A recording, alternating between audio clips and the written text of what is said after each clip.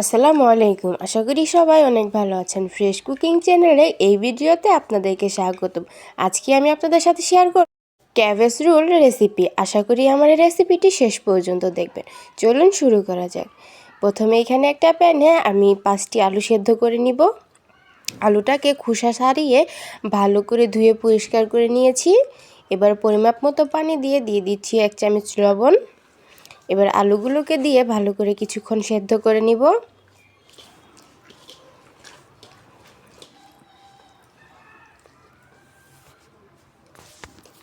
আলুগুলো যখন সেদ্ধ হয়ে যাবে আমি উঠিয়ে নিব।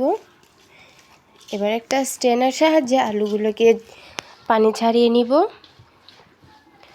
আলুগুলোকে নামিয়ে নেওয়া শেষ হয়ে গেলে এবারে আলুগুলোকে আমি ভর্তা করে নিব। আলুগুলোকে হাত দিয়ে চেপে চেপে একেবারে ম্যাশ করে ভর্তা করে নিতে হবে, যেন আলুর কোনো গুটি না থাকে। এখানে আমি আগে থেকে কিছু চিকেন সেদ্ধ করে রেখেছিলাম। চিকেনগুলোকে এবার ছোট ছোট করে কেটে নিয়েছি। চিকেনগুলো আলাদা একটা পাত্রে রেখে দেব। ক্যাবেজ রোল বানানোর জন্য আমার যে উপকরণগুলো লাগবে, এবার সেই উপকরণগুলোকে নিয়ে নিব। এখন এখানে আমি নিয়েছি চিকেন, নিয়েছি কিছু গাজর সেদ্ধ করে রেখেছিলাম আগে থেকে, কিছু কাঁচামরিচ কুচি, কিছু ধনিয়া পাতা কুচি। এখানে আসে চাট মশলা, ম্যাগি মশলা আর স্বাদ মতো লবণ। এবার এই সবগুলো উপকরণ দিয়ে আমি ক্যাবেজ রোলের ভিতরে পুরটা তৈরি করে নেব। প্রথমে এখানে আমি চিকেনগুলো দিয়ে দিলাম, এবার দিলাম কাঁচামরিচ, এবার আগে থেকে যে সেদ্ধ করে রেখেছিলাম সেই গাজরগুলো দিলাম। এবার এখানে ধনিয়া পাতা কুচি করে কেটে রেখেছিলাম, সেই ধনিয়া পাতাগুলো দিয়ে দিচ্ছি। এবার এখানে দিয়ে দিচ্ছি মশলাগুলো, লবণ, চাট মশলা আর ম্যাগি মশলা। এবার এগুলোকে হাত দিয়ে ভালো করে মেখে নিতে হবে।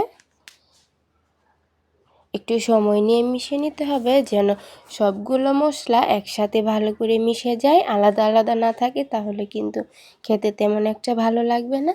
তাই চেষ্টা করবেন একটু সময় নিয়ে মেখে নেওয়ার জন্য, যাতে সবগুলো মশলা একসাথে মিশে যায় এবং কি এই পুরটার টেস্টটাও একটু বেড়ে যায়। তো এদিকে আমি চুলাতে একটা হাঁড়ি বসিয়ে এখানে আমি পানি গরম করে নিচ্ছি। দিয়ে দিলাম 1 চামচের মতো লবণ। এবার এখানে দিয়ে দেব ক্যাবেজ রোলের আসল উপকরণ। এখানে একটা বাঁধাকপি নিয়ে বাঁধাকপির পাতাগুলোকে আমি আলাদা আলাদা করে ছাড়িয়ে নিয়েছি। এবার সবগুলো পাতা একে একে এই লবণ পানিতে সেদ্ধ করে নেব। একদম সাবধানে সব পাতাগুলো আমি দিয়ে দিলাম, যেন না ভেঙে যায়। এবার এগুলোকে একটু হাফ সেদ্ধ করে নেব। দেখুন পাতাগুলো কিন্তু দেখতেই বোঝা যাচ্ছে আমি পুরোটা সিদ্ধ করিনি, হাফ সিদ্ধ করে নিয়েছি, যেন একটু কচকচে ভাব থাকে পাতার ভিতরে। এবার পাতাগুলোকে একটা স্ট্রেনারের সাহায্যে তুলে পানি ঝরিয়ে নিব। এবার একটি পাতা বিছিয়ে যে পুরটা বানিয়ে রেখেছিলাম সেই পুরটা দিয়ে এবার রোলটা তৈরি করে নিব। প্রথমে ভিতরে পুরটা দিয়ে 2 সাইড থেকে বন্ধ করে এবার ঘুরিয়ে নিব। তাহলেই দেখুন খুব সুন্দর রোল হয়ে গেছে। রোলগুলো তৈরি করা হয়ে গেছে। এবার যে পানিটা গরম বসিয়ে রেখেছিলাম সেই পানির একটা স্ট্যান্ড বসিয়ে এবার এই রোলগুলোকে সেদ্ধ করে নিব। একে একে সব রোলগুলোকে সাবধান দিয়ে দিব, যাতে হাত লেগে পাতার রোলগুলো খুলে না যায়, সে খেয়াল রেখেই দিয়ে এবার ঢাকনি দিয়ে ঢেকে কিছুক্ষণ সেদ্ধ করে নেব। দেখুন পাতাগুলো কিন্তু একেবারে সেদ্ধ হয়ে গেছে, ভেতরের পুরটাও কিন্তু হয়ে গেছে।